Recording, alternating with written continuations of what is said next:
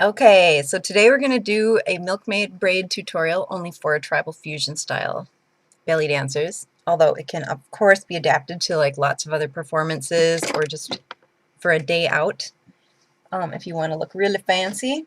This one is, I'm going to show you how to do it for either shorter hair, like, you know, like shoulder length hair a little longer, or if you got like super long hair like mine, you can do it a little bit differently. And depending on the length of your hair, there's a couple of in-between lengths where you might have to hide the ends a little bit more because they might end up on your head in a weird place. But anyway, the Milkmaid braid is the thing where it makes you look like you have a little hair headband coming, two different braids that look like a headband. So this is how I start. First you pretty much do a center part, or you know, somewhere around there. And then you make sure it's really well brushed, or at least that you have each strand separated really well. But you're going to be doing some French braiding, so it's better if it's really well brushed because you can loosen it later to make it look messy instead of just using messy pieces. Okay, so I'm taking a little piece from the top. Now pay attention to where you're putting the piece on your head, because that's how it's going to look. And then I separate it into 3 strands and I Dutch braid it, which means instead of going over, the pieces go under. Okay, so I did a couple of those. Then I'm going to start picking up hair. So I wish you could see this better. My hair is black, so it's hard. I know. But anyway, so that one goes under. This one goes under. And then see what I mean about making sure it lays in the right place on your head. So where am I? There. Okay. I don't know. I probably just made a mistake, but who cares? That's half of art, is making mistakes. So basically you just do this all the way down. And you want, if your hair is shorter, like, I don't mean short hair, because if you have short hair, it's not gonna, you're not gonna be able to do this style. But if you have like shoulder length hair, you're gonna need to make sure that the braid is going back, kind of back and down, like headed that direction. Otherwise you're gonna end up with a really weird lump when you try to make it into the headband, because you're gonna curl it back around your head. Oh, there we go. And so I'm here doing like a 5-strand braid with my fingers. This is ridiculous. Okay, 3. Combine.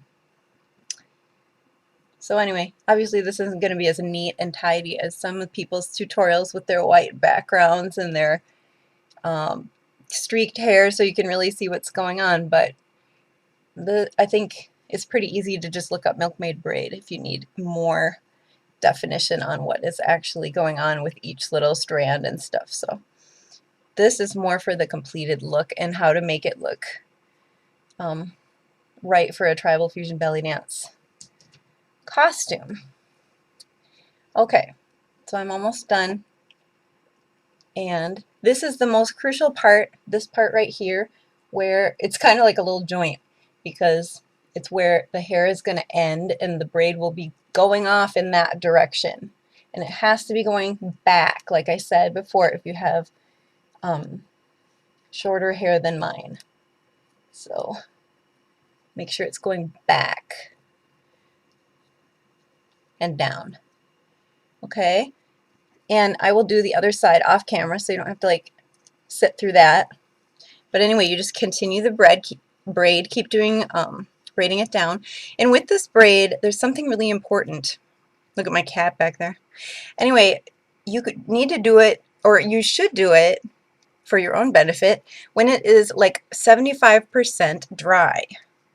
So do it after you washed your hair, but it's been there, you know, sitting air drying for an hour or 2. If you try to, you can blow dry it, but it won't be as shiny. Okay, the braids just won't be as shiny. So anyway, you braid it pretty far down as you can. And it also makes it a little easier if you curl the ends, which I obviously did not do, because then when you're trying to tuck those ends in to the hairstyle, it just kind of blends right in, where these ones will stick out a little more and you have to put a couple extra bobby pins in to hide them, or put a hair clip or something, a flower clip over them. Okay, so then you finish your little thing, little braid, get it all nice. And then you're going to, if you have shorter hair, you're going to bring it back up like this, okay? Because see, you made it so that little joint will just tuck right back over.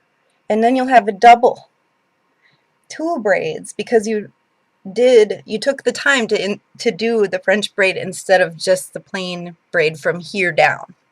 Okay, so then you put it up and over that, and you can arrange it however you want. There, you can have it here, you can have it back farther, and then I'm going to do the other side exactly the same. And then the other difference you can do is to cross them like a cross, like an X, or you can lay them side by side, so it's just like a crown. Okay, and then if you have super long hair like mine and AJ Reardon calling you out, you got to do this style, and I want to see a picture. Anyway, you put it all the way across the back of your head, well, after you've done the other braid, okay, and you're gonna pin it this way, because look, then you can just kind of stick it into underneath the other one, and then you can cover any loose ends with this braid because it's going around and doing the same thing. Magical. Okay, so I'm going to go do that, and then I'm going to show you how to work like either like a hair garden into it, which means flowers and feathers and all that stuff like ATS style, and also some metallic elements. And then I'm going to show you how to weave some metal, not metal, but sparkly fabric into it also, which looks really cool on stage. So you do a crisscross bobby pin thing. So that means you make an X with the bobby pins. And I'm really not worrying about covering them very much, but you can if you want, if this part is going to be uncovered and not have a hair ornament on it to cover that up. Okay, so see, it makes a crown. Lovely. There we go. Okay, and then you just tuck it underneath the other braid. Oops, so you can't see the rubber band and the loose hair. And do it at an angle so that the bobby pin doesn't show either, because, and just remember, like, if you're on stage, nobody can see your freaking bobby pins, put a million in there. But if you're outdoors for a festival, or you're anywhere performing, or you're going to just be near other people, they will be able to see your hairpins. So I would suggest definitely practicing a few times first, so that you know exactly where you want the bobby pins to go and what you need to be able to make it really secure so it doesn't come out while you're dancing. Okay, now here's the weird, interesting thing that I just figured out. Get some sparkly fabric. This isn't super sparkly, but it was what I could find at the moment. And if you want, you can totally mess this up a little bit.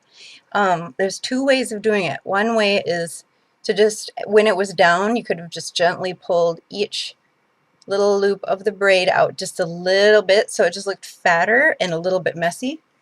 Or you can actually mess it up here by using a little crochet hook and like pulling out little bits and making it look roughed up a little bit. But mine just looks better, sleek, because it's weird and straight, and it just looks dumb if I try to mess it up. Where if you have a little bit more texture or curl in your hair, I think that'd be really cute. So here's this. It is a plastic needle. I don't know where you can see it, but anyway, it's got a great big eye, and so you can stick a piece of fabric in it. And I just cut this off of something else. Just make a big long piece of fabric, and then you're going to take it, well, I guess I could start from the back. Start from somewhere that you can cover it up with whatever hair ornaments you're going to use. Cover up the little end of the fabric, and you're going to actually weave it into the braid. So you want to pick fabric. This is a little bit textury for this, like it's kind of sticking in my hair a little bit. You might want to pick something a little bit smoother so that it pulls through easier. But then again, this will stay really well. So see that? And then I'm going to just kind of weave it around whatever pattern you want. Hopefully you've got these pinned in really well, because otherwise you'll be in trouble.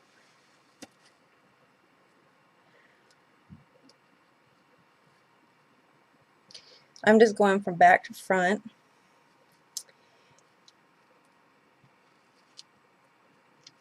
It just adds a totally new level of stuff to the hair, and there's so many different really awesome pieces of fabric out there that you could use. This would like work really well for a medieval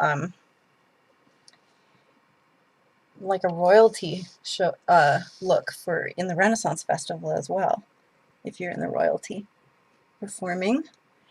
Okay, speaking of medieval, the other thing that's the awesomest part of this look is that it works really, really well for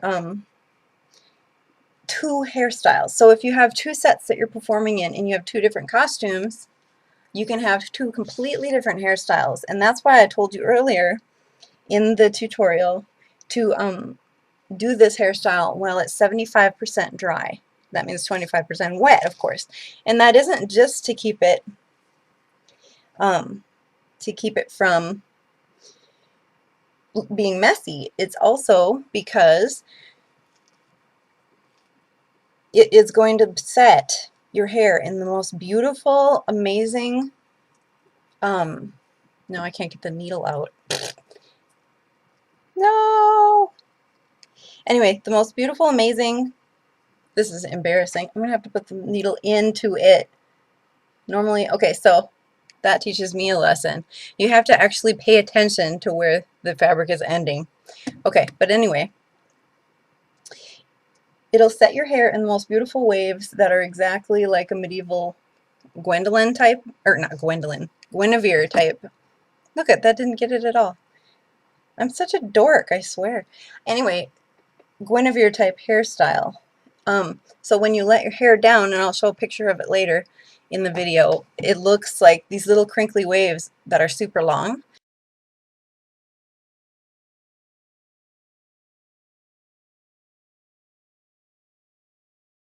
So if you got a piece that you're doing czars in, or you just want that really romantic look with your hair just down, and you can just take all of this out after your first set, and it'll be ready to go. It's just so cool, and I've done that a lot, and it's just so versatile. I love it for that. Okay, so we've got it like this. You can kind of see, and you can also see where you could do less or more. Oh, come on. And obviously you'd have to pin it a little more than what I'm doing, because I'm just messing around here. For your benefit, if I was going to perform, I'd put more pins in and stuff to make sure everything was perfect. Oh my god, this is hilarious. Okay, so anyway, so you've got this in, and then you want to do a hair garden. Well, there's a couple different ways to do it. Well, there's endless ways to do it, really. So let's say you want to do a flapper look. You can just take a little rhinestone clip, and flappers would have it generally on the side, so that works. I've done it before where I've actually had a flapper hairstyle with the full little wraparound thing that they used to wear that I've made. I release a few of those into the shop once in a while. They take me a while to make. I'll show a picture of that later. Otherwise, you can do a more simplified flapper look by having a hair clip like this with some feathers that stick straight up. This one's awesome. I love these. I can't remember. I think they're golden pheasant feathers. And then it has a little rhinestone on it. So as you can see, bobby pin like hair accessories are really versatile with this. You can put it anywhere. I mean, and what I do is just move it around the head, you know, depending on where I want it. So it looks really good right here. So you just shove it in. It's pretty easy. Pretty straightforward.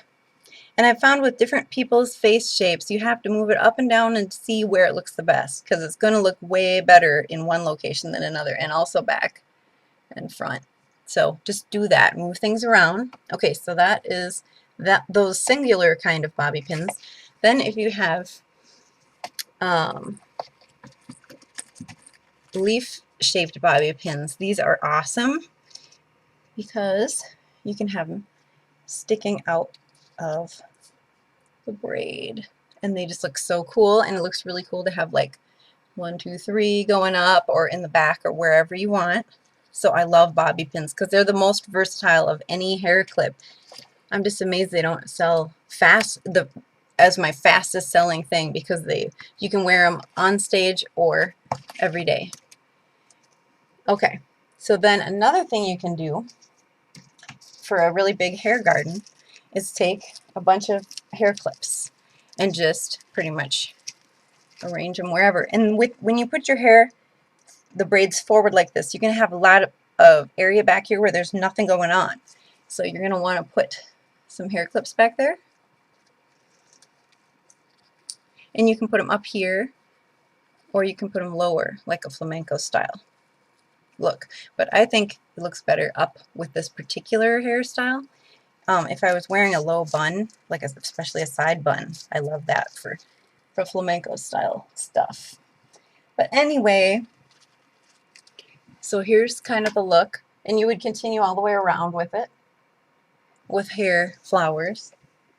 And then for a complete hair garden, you'd have hair flowers all the way around the back, and then you'd have like leaves or feathers on bobby pins sticking out here.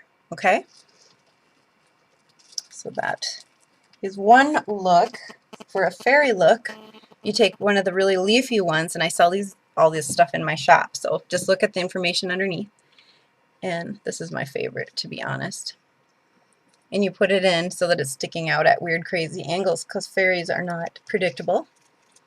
So this is kind of fun, where you can put it like this way, look like you're talking into a Bluetooth.